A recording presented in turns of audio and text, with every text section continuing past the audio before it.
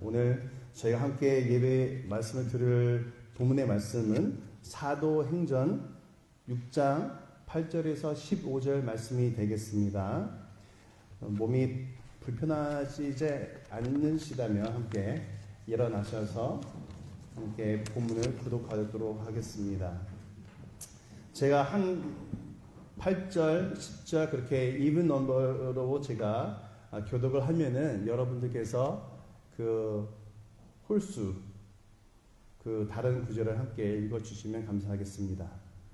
8절 말씀, 스데반이 은혜와 권능이 충만하여 큰 기사와 표적을 민간에 행하니 믿음과 자유민들, 즉 고레네인, 알렉산드리아인, 일리비아와 아시아에서 온 사람들의 가운데서 어떤 자들이 일어나 스데반과 더불어 논쟁하였어요. 스데반이 지혜와 성령으로 말함을 그들이 능히 당하지 못하여 사람들과 말하되 이 사람이 모세와 하나님을 모독하는 말을 하는 것을 우리가 다 의논하라. 서기관들을 충동시켜 와서 잡아가지고 공회에 이르러 거짓 증인들을 세우니 이르되 이 사람이 이 거룩한 곳과 율법을 거슬러 말하기를 아지 아니하노라. 그의 말에 이 나사렛 예수가 이 곳을 헐고 또 모세가 우리에게 전하여 준 규례를 고치겠다 함을 우리가 들었노라 하거늘 함께 하겠습니다. 공회 중에 앉은 사람들이 다 스데반을 주목하여 보니 그 얼굴이 천사의 얼굴과 같더라. 아멘. 자리에 앉아주시면 감사하겠습니다. 제가 이렇게 한국 교회에서 한국말로 설교한 지가 거의 5년이 됩니다.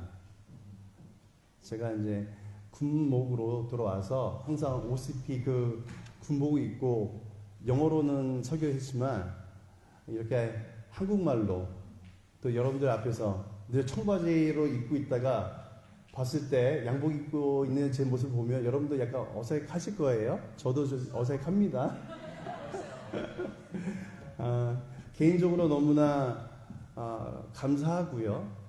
또 이렇게 한국말로 성경을 더 보고 연구하고 기도하는 동안 하나님께 감사를 많이 드렸습니다. 또 어저께 몇 년간 입지도 않은 양복을 찾느라고 이게 어디 갔지? 와이프가 거의 다 많이 찾아주었는데 이거 좀 입을 때 어색하기도 했지만 이 또한 감사했습니다. 또 오늘 제 설교가 첫 번째이자 마지막일 수가 있습니다. 그래서 여러분들 함께 좀 더 집중해서 들어주시면 감사하겠습니다. 자, 오늘 우리가 드리는 예배는 성령 강림 주일로 드려집니다. 성령 강림 주일이란 기독교에서 말하는 세례 3절기로 불려지고 있죠. 성탄절과 부활절 그리고 이렇게 성령 강림 주일로 불려지게 되어 있습니다. 그렇다면 성령 강림절이 무엇일까요? 예수님의 부활 후 50일째이자 또 예수님께서 승천하신 지 열흘째 되는 날로 마가의 다락방에 모인 120여 명의 제자들에게 성령 하나님께서 강림하신 그 날이요. 특히 교회들에게 있어서는 교회의 기념 탄생일로 우리가 기념하고 있습니다. 이렇게 성령님과 교회는 서로 떼야 뗄 수 없는 관계이죠. 태초에 하는 말씀이신 하나님 예수님께서 승천하시고 이제 성령께서 또 다른 하나님이시요 보혜사로 이곳에 오셨습니다. 그 보혜사란 그 뜻의 의미는 상담자, 또 조언자, 위로자, 중재자, 조력자, 대변자, 지지자, 또한 친구라는 의미가 담겨져 있습니다. 또 우리가 방금 전에 사도신경에서 고백드렸듯이 성령님을 믿사오며라는 대목을 우리가 고백했는데요. 우리가 성령을 믿사오며라는 그 고백의 뜻에는 그 성령님께서 가지고 있는 인격과 또 그분의 내재와 역사하심을 믿습니다라고 우리가 고백하는 것입니다. 램스타인 한인교회 성도 여러분, 형제, 자매 여러분들은 성령님의 인격과 내재하심과 그분의 역사하심을 믿으십니까? 성령께서 그분의 내재와 역사하셨던 2000년 전에 초대교회를 통해서 역사하셨던 그 성령 하나님께서도 지금 현재 우리 교회를 통해서 역사하실 줄로 믿습니다. 좀 더 구체적으로 한 가지 질문을 해드린다면, 예수님께서 승천하시기 전에 그의 제자들에게 이렇게 약속을 하셨습니다. 사도행전 1장 8절, 오직 성령이 너희에게 임하시면 너희가 권능을 받고 예루살렘과 온 유대와 사마리아와 땅 끝까지 이르러 내 증인이 되리라고 말씀하셨습니다. 그렇게 무지했고요. 그렇게 나약하고 어떻게 보면 세상적으로 볼 때는 별 볼 일이 없었던 그 제자들에게도 성령 하나님께서 내재해 주셔서 그들의 삶 가운데 성령 세례를 받고 보니 어떻게 됐습니까? 그렇게 기독교를 박해하던 그 로마가 기독교로 개종되어 됐고요. 그 후에도 세계 방방곳곳에 예수의 그리스도의 이름이, 그 복음의 역사가 퍼져 나갔습니다.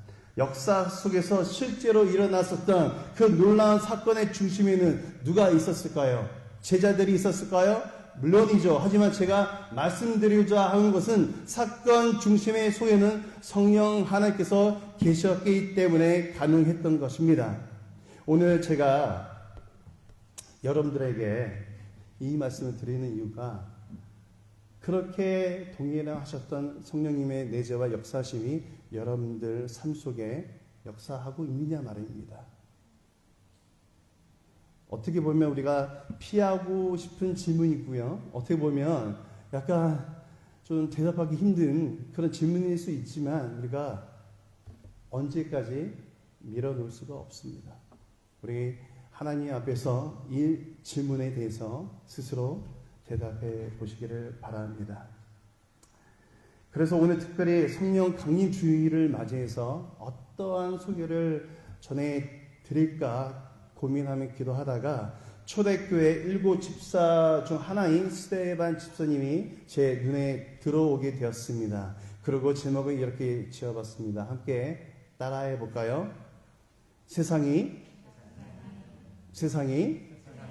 감당할 수 없는 성령의 사랑. 스데반. 이제 요번에 다시 할 때는 본인의 이름을 한번 넣어보죠. 세상이 감당할 수 없는 성령의 사랑 김병국. 제 이름 따라 하지 마시고요. 저는 두 번 들으면 좋죠. 마지막으로 우리 교회 이름을 넣어서 다시 한번 해보도록 하겠습니다. 세상이 감당할 수 없는 성령의 교회, 램산 교회. 아멘. 저희가 말씀을 듣기 전에 다시 한번 오늘 말씀을 들을 때에 주님 제 마음을 열어주세요. 말씀을 저희 이해하는 것뿐만 아니라 그 말씀이 제 삶 속으로 아버지께서 말씀해 주셔서 변화받게 도와주세요. 우리가 잠깐 중보 기도하는 시간을 갖도록 하겠습니다. 주님 감사합니다. 이 시간에 우리에게 2000년 전에 말씀하셨던 성령 하나님께서 오늘 말씀을 전하는 자나 듣는 자나 주께서 말씀해 주시옵소서. 아버지 이 시간에 말씀을 들을 때에 아버지 다시 한번 전에 주님을 위해서 헌신하겠노라 했던 그 헌신 불러주셨다면은 헌신의 기도로 들어지게 도와주시고 오늘 아버지의 말씀이 또 예배가 처음인 형제 자매가 있다라면 아버지여 한 말씀이라도 성령께서 붙들어 주시고 그 말씀 속에서 우리가 역사하여 주시옵소서. 사랑하는 주님 감사합니다. 이 시간에 저희들의 마음을 열어 주시옵소서. 아버지여 이 말씀을 전하는 것이 아버지 우리가 단지 어떤 사람의 능력에서가 아니라 아버지 주님께서 주시는 말씀으로 말미암아 아버지 깨어질 부분은 깨어지고 녹아질 부분들은 녹아지고 다시 한번 주께 헌신되어질 수 있는 그런 주께서 허락하신 그 은혜의 장소가 되게 도와주시옵소서. 감사합니다. 이 모든 말씀 예수님의 이름으로 기도드립니다. 아멘. 오늘 본문 말씀에 대한 배경은 이렇습니다. 성령님으로 시작된 초대 교회에는 놀라운 부흥을 경험했죠. 하지만 동시에 주의 제자들이 너무 많아지니까 구제에 대한 문제로 성도들 안에서 불만이 터지는 문제가 발생하게 되었습니다. 그래서 그 문제를 해결하기 위해서 안수 집사 7명의 집사님들이 뽑히게 되었습니다. 우리가 한 가지 알아야 될 것은 교회의 부흥은 단지 12 사도들에 의해서 어떤 한 사람의 목사나 사람에 대해서 이루어지는 것이 아니라 그것을 위해서 복음을 위해서 함께 헌신하고 기도하고 함께 그들의 삶을 드릴 때에 놀라운 성령의 부흥을 우리가 경험할 수 있는 것입니다. 오늘 함께 집중해서 보실 스데반은 그의 이름의 뜻을 보면 왕관이라는 뜻을 가지고 있습니다. 사도가 아닙니다. 여러분들처럼 평신도 집사님 또 권사님이었습니다. 스데반 집사님은 그의 부모나 형제 또 아내나 그의 자녀가 어떻게 되었는지 성경에는 자세하게 기록되어 있지 않습니다. 하지만 사도행전 6장과 7절을 보시면 그의 삶을 통해 어떻게 하나님께서 역사하셨는지를 우리 잘 알 수 있고요. 우리가 잘 알듯이 그는 첫 번째 교회의 첫 번째로 순교한 순교자의 삶을 살았습니다. 또한 그분이 죽음을 가는 그 순간까지도 하나님 아버지께 어떻게 충성했는지 하나님의 큰 일꾼이요 세상이 감당할 수 없는 성령의 사람으로 살아왔던 것을 우리가 알 수가 있습니다. 우리 램프사인 교회에서도 이렇게 스데반처럼 귀한 정말 능력의 자녀들이 계속 나올 수 있도록 중보 기도를 부탁을 드립니다. 그렇다면 세상이 감당할 수 없었던 스데반은 어떠한 인물이었을까요? 첫 번째로 성령 충만한 사람이었습니다. 사도행전 6장 3절을 보시면 형제들아 너희 가운데서 성령과 지혜가 충만하여 칭찬받는 사람 7을 택하라. 우리가 이 일을 그들에게 맡기고 라고 나와 있습니다. 성경이 말하는 성령 충만한 자는 거듭난 자입니다. 예수 그리스도를 내 삶의 내 구세주로 고백하여야 되고요. 성령님께서 그 사람 안에 내재하여야 됩니다. 성령님과 동행을 함으로 자연스럽게 성령의 열매를 맺어가는 사람을 말합니다. 우리가 알다시피 성령의 열매는 어떻게 되죠? 사랑과 희락과 오래 참음과 자비와 양성과 충성과 온유와 절제를 열매를 말씀하고 있습니다. 쉽게 말하면요. 성령의 열매란 무엇이냐? 예수님의 성품을 닮아가는 것입니다. 이 성령의 열매는 하루아침에 맺어지는 것이 아니라 주님과 그날 하루를 동행하면서 맺어지는 것을 말씀하고 있습니다. 성령 충만하는 것은 죄 없이 살아가는 것이 아니라 완벽한 삶을 살아간다는 의미가 아닙니다. 이 세상에는 아무도 죄 없이 살아가는 사람은 아무도 없죠. 성경에 나왔던 그 위대한 인물들조차도 본인이 감추고 싶은 연약함과 나약함이 있었습니다. 대신 성령 충만한 사람은 그렇게 완벽한 사람이 아니라 성령님께 자신의 삶을 드리는 사람입니다. 성령 충만한 사람은 자신의 연약함까지도 주께 드리고 의지함으로 순종하겠다라는 그 고백으로 살아가는 사람이 바로 성령 충만한 사람일 줄로 믿습니다. 우리가 반드시 성령 충만한 삶을 살아가야 하는 이유는 그렇게 살아가야 우리가 영적으로 자라날 수 있기 때문입니다. 우리가 이러한 성령 충만한 삶을 살 때에 성령의 열매를 맺음으로 말미암아 우리 삶을 통해 예수 그리스도의 온전한 복음이 나아갈 줄로 믿습니다. 궁극적으로 성령 충만한 성도들은 성령의 열매의 인인 예수님의 성품을 닮아갈 때에 그 말씀에 대한 늘 묵상함으로 나에게 도전해 주시는 그 말씀, 어저께는 실패할지 몰라도 오늘은 그 말씀을 붙잡고 살아가겠노라고 주님께 날마다 우리의 삶을 드리는 자를 말합니다. 그래서 궁극적으로는 우리 영적 싸움인 사단과의 싸움에서 우리가 성령 하나님으로부터 공급을 받아 늘 주님께 순종하는 그러한 승리의 삶을 살 줄로 믿습니다. 두 번째로 스데반은 지혜에 충만한 사람이었습니다. 우리가 전쟁에서 힘만 가지고 싸울까요?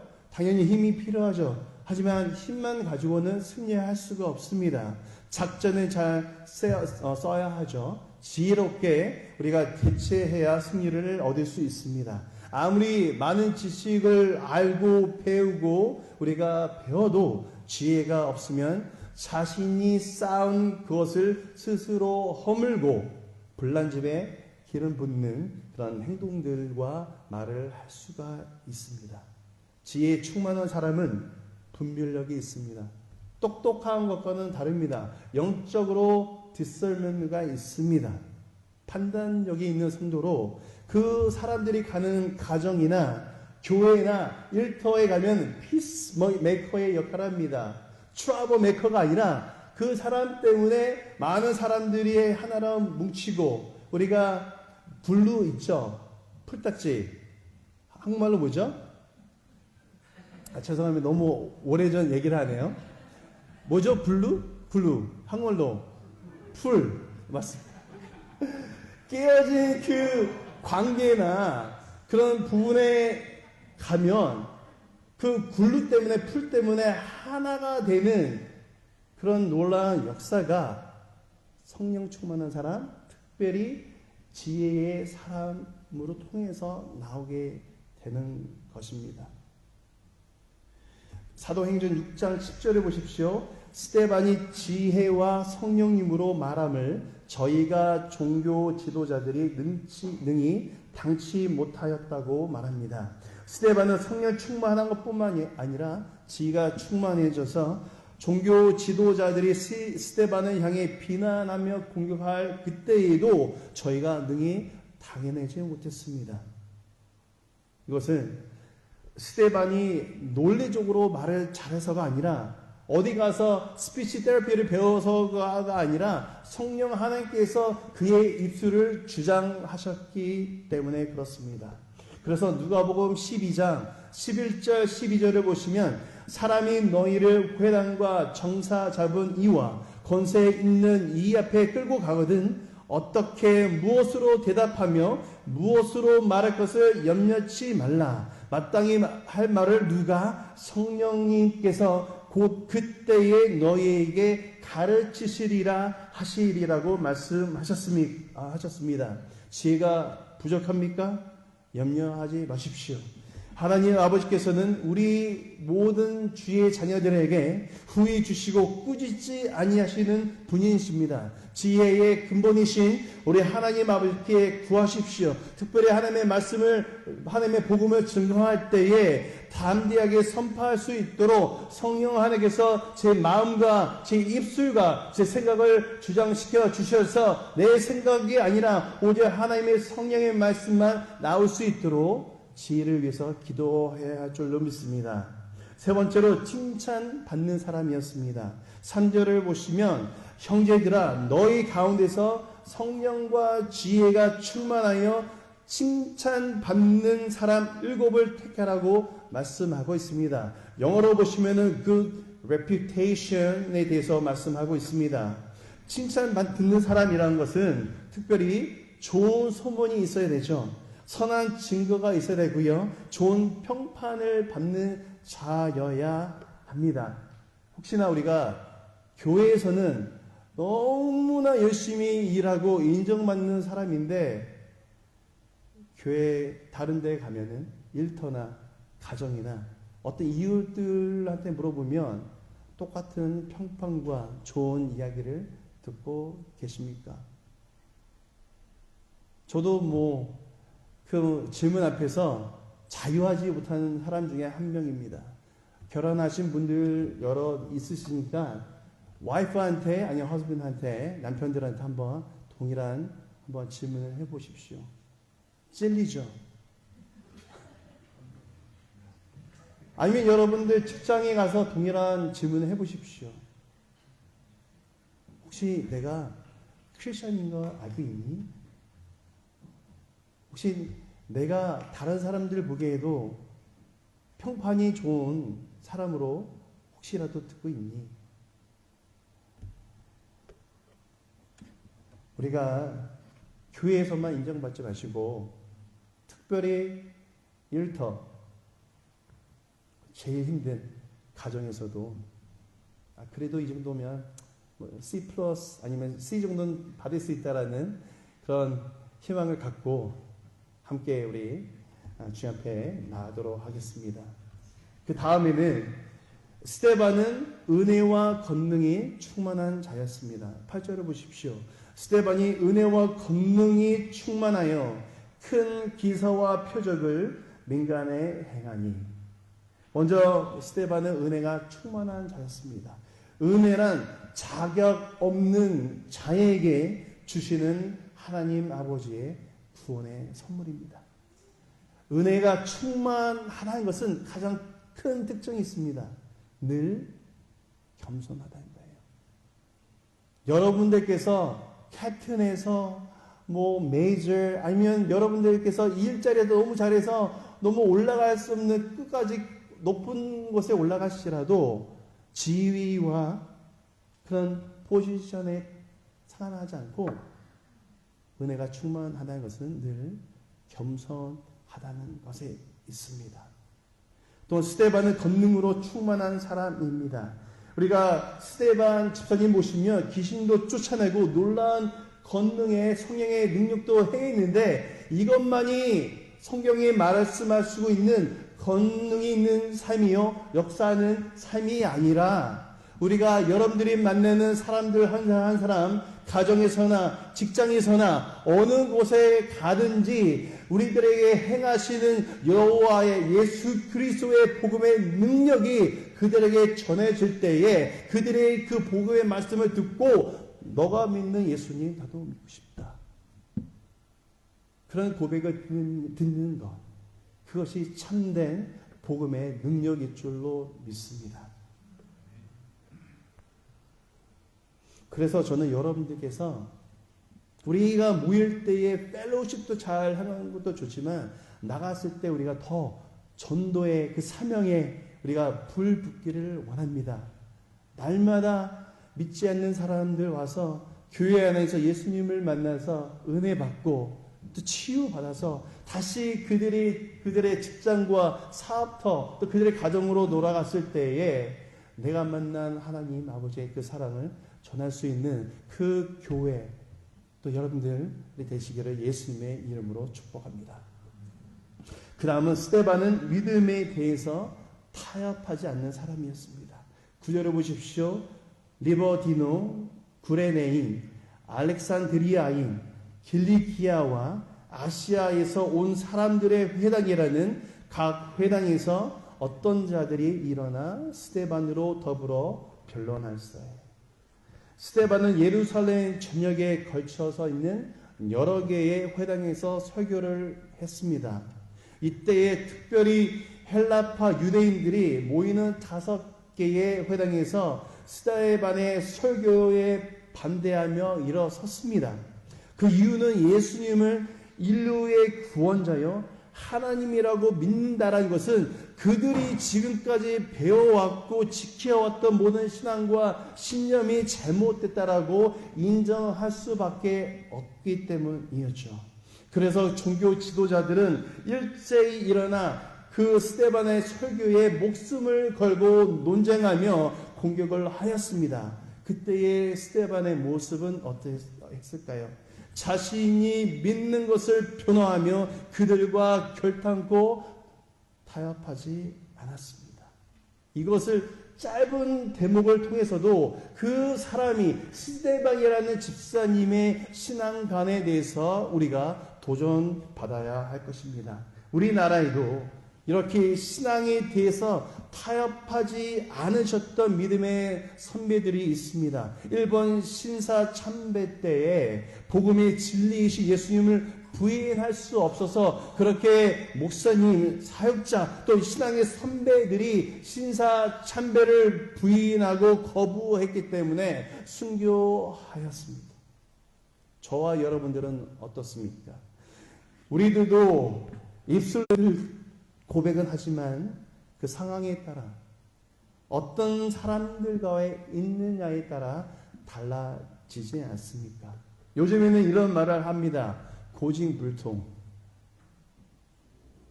너무 고시지하는 신앙생활에서 벗어나라고 말합니다. 좋은 게 좋은 거라고 쉽게 넘어가자고 말씀하고 있습니다. 남들도 다 하는데 이해하라고 말합니다. 과연 이런 식으로 우리들도 하나님 아버지의 말씀에 대해야 될까요? 이제는 교회에서 죄를 지적하는 것도 싫어합니다. 회개하라는 단어를 쉽게 말하는 설교를 들을 수 없습니다. 사랑만 선포하라고 합니다. 나를 위해서 위로해주는 그 메시지만 해달라고 합니다. 잘못된 행위를 회개하라고 고치라는 말씀이 많지 않습니다. 사람들의 귀를 즐겁게 하는 설교가 많아졌습니다. 우리들의 신앙은 타협할 수밖에 없고 하나님의 말씀이 아닌 세상 풍조에 휘말려 갈 수밖에 없습니다. 만약에 교회에서 여러분들의 가정에서 여러분들의 자녀들에게 이러한 타협하는 신앙을 우리가 보여준다라면 살아간다라면 10중 8구 교회는 이렇게 유럽의 교회들 뮤지엄으로 박물관처럼 변해갈 수밖에 없습니다. 능력의 삶은 사라지고요. 겉보기에는 화려한 그런 박물관처럼 밖에 될 수가 없습니다. 사랑하는 성도 여러분, 때로는 우리가 고집불통이 되어야 합니다. 특별히 하나님의 말씀 앞에서는 이것도 맞고 저것도 맞는 게 아니라 오직 하나님의 말씀만이 맞는 것을 저와 여러분들 고백하시며 그 말씀대로 살아가기를 부탁을 드립니다. 마지막으로 스데반은 긍휼의 사람입니다. 11절부터 14절을 보시면 종교 지도자들이 지혜와 성령으로 충만한 스데반을 어떻게 하든지 죽이려고 세 가지를 거짓 증언으로 내세웁니다. 첫 번째는 스데반이 하나님의 성전을 모독했다고 합니다. 두 번째는 율법을 거스리고 율법을 모독했다라고 말합니다. 세 번째는 예수님의 성전을 헐고 모세가 전해준 그 유대 규례들을 파괴한다라고 거짓 증언을 하게 되었습니다. 지금 이러한 하나님을 모독하고 율법을 거스리면 어떤 형벌을 받죠? 그 당시에는 돌로 맞아 죽습니다. 이때의 스데반의 모습은 어떤가요? 15절을 보십시오. 공회 중에 앉은 사람들이 다 스데반을 주목하여 보니 그 얼굴이 천사의 얼굴과 같더라. 저 같았으면요, 기겁하고 어떻게 보면은 나도 돌멩이를 들고 대응했을 수 있습니다. 아니면 무슨 미친 소리 하는 거냐고. 내가 언제 그런 말을 했냐고. 어떻게 하든 내가 가지고 있는 right, 내 권리를 어떻게 해서든지 이용해서 그 죽음에서부터 벗어나려고 할 수가 있었을 것입니다. 하지만 그 스데반 집사님은 자신에게 조차 있었던 그 권리, 우리가 그렇게 자랑하는, 우리가 소중하게 여기는 그 권리까지도 바로 내려놓습니다. 그리고 어떻게 됐을까요? 그 모든 사람들이 다 스데반을 주목하여 보니 그 얼굴이 천사의 얼굴과 같더라. 성령 충만하면 이런 죽음도 두려워하지 않습니다. 성령 충만하면 죽음을 넘어서는 그 영광스러운 자리에 우리가 갈 수 있기 때문에 그 스데반은 성령 충만한 삶을 살았기 때문에 그런 페이크한 얼굴이 아니라 힘들어도 힘든 척 하지 않고 슬퍼도 슬퍼한 척이 아니라 자연스러운 모습이죠. 그 모습이 천사의 얼굴과 같다라는 것입니다. 사랑하는 성도 여러분, 스데반은 자신을 향해 돌을 치려고 하는 그 자들에게까지 이렇게 기도하죠. 주 예수님, 내 영혼을 받아주시옵소서. 그리고 주여, 이 죄를 저들에게 돌리지 마옵소서. 이렇게 성령님의 인도함을 받는 믿음의 사람이 되면 세상이 어찌하지 못합니다. 세상이 감당하지 못하는 사람이 됩니다. 나쁜 말로 얘는 내버려도 그것이 아니라 성령 충만하기 때문에 성령님의 인도함을 받기 때문에 이 사람은 세상이 어떻게 할 수가 없어. 그렇다면 우리가 어떻게 하면 이렇게 세상이 감당하지 못하는 자들이 될 수 있을까요? 첫 번째는 회개함으로 성령 충만함을 받아야 합니다. 사도행전 2장 38절을 보시면 베드로가 가로되 너희가 회개하여 각각 예수 그리스도의 이름으로 세례를 받고 죄 사함을 얻으라. 그리하면 성령을 선물로 받으리니.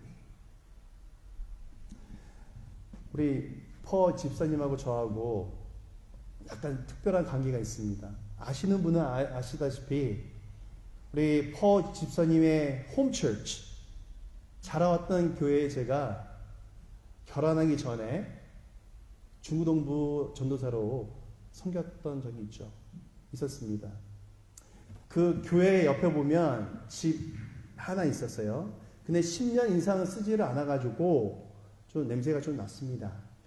제가 싱글이다 보니 뭐 아파트 갈 것도 없이 그 집에 가서 지내기로 했는데 한 가지 다 좋은데 한 가지 좀 안 좋았던 점은 그 카펫이 10년, 15년 돼서 너무나 사람 살기가 너무 힘든 그 냄새의 카펫이었습니다.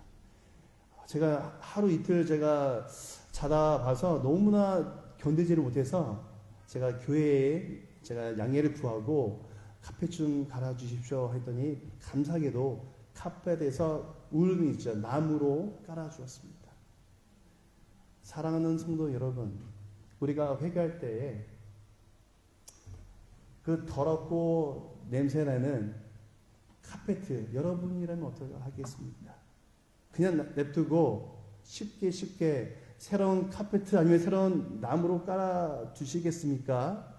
아니면 아무런 regret 없이 후회 없이 그 더럽고 냄새나는 장판을 뜯어내시겠습니까?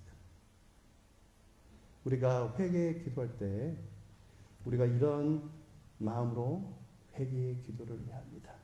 일부분이 아니라 어떻게 보면은 그 더럽고 우리 안에 있는 어떻게 보면 와이프와 남편들도 알 수 없는 죄가 우리 안에 있을 수 있습니다. 그렇죠? 모르게 여러분들도 그렇고 저도 여러분들이 모르는 제가 제 안에 있습니다.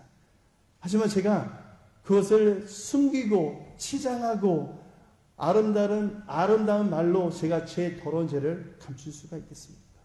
아니죠. 감춘다 할지라도 한 가지 우리가 감출 수 없는 것은 바로 냄새나는 더러운 그 냄새입니다. 우리가 성령 충만함을 받기 위해서 저와 여러분들이 뜯어내야 할 그 더러운 죄성, 그 부분까지도 예수님 앞에 무릎 꿇고 회개하십시오. 그렇지 않다면 그 죄성 때문에 저뿐만 아니라 여러분뿐만 아니라 여러분들이 사랑하는 가족들, 자녀들, 또 이웃, 어떻게 보면 예수님을 알지 못하는 사람들에게 우리 더럽고 냄새나는 죄성 때문에 하나님을 알지 못하는 그 블록, 장벽을 셀 수밖에 없습니다. 성령 충만하게 원하십니까?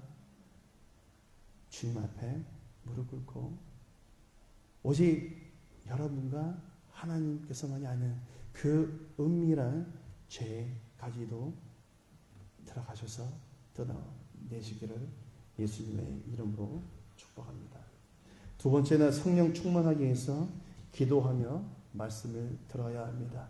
사도행전 10장 44절에 보시면 베드로가 이 말할 때에 성령이 말씀 듣는 모든 사람에게 내려오시니, 우리가 잘 알다시피 고넬료의 집에서 말씀을 사도 베드로가 말씀을 증거할 때 그 말씀이신 그 성령께서 듣는 모든 사람들에게 임재하셨습니다. 또 그들조차도 성령 충만한 삶을 살았습니다. 사랑하는 성도 여러분들은 램스타인 한인교회에 어떠한 마음으로 오고 계십니까? 너무나 좋은 사람들 많습니다. 사람 때문에 오십니까? 아니면 우리 권사님들, 우리 집사님들이 준비해 주시는 음식 때문에만 오고 있습니까? 저도 그것 때문에 오는 이유 중에 하나입니다. 하지만 제일 중요한 우선순위가 무엇입니까? 말씀을 사모하고 예배를 사모하는 그 마음으로 나오십시오.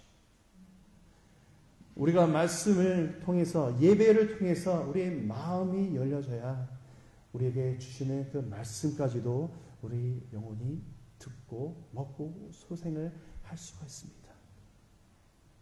여러분들 아무리 금식을 오래 하셔도 음식 없으면 우리가 죽게 마련이죠. 우리가 말씀을, 영혼의 말씀을 먹지 않고 그것을 우리가 적용하지 않는다라면 아무리 우리가 하나님의 말씀대로 살아가기를 원합니다라고 해도 능력 있는 삶을 살 수가 없습니다. 마지막으로 우리가 순종할 때에 성령 충만하게 될 줄로 믿습니다. 사도행전 5장 32절을 보시면 우리는 이 일의 증인이요 하나님이 자기를 순종하는 자들에게 주신 성령도 그러하니라고 말씀하고 있습니다. 제가 사진을 아직 올려주지 마십시오. 여러분들 혹시 미국 광고에 보시면 스프라이트 광고를 보셨을 줄로 믿어요. 혹시 여러분들 그 스프라이트의 그 슬로건이 뭔지를 아십니까? 혹시 미리 다 보셨으면 보여주십시오. 스프라이트의 슬로건이 뭐냐면 Obey your thirst. 그렇죠. 한국말로 진역을 하면 당신의 갈증에 순종하라. 한마디로 여러분이 목마르면 스프라이트를 마시라는 말입니다.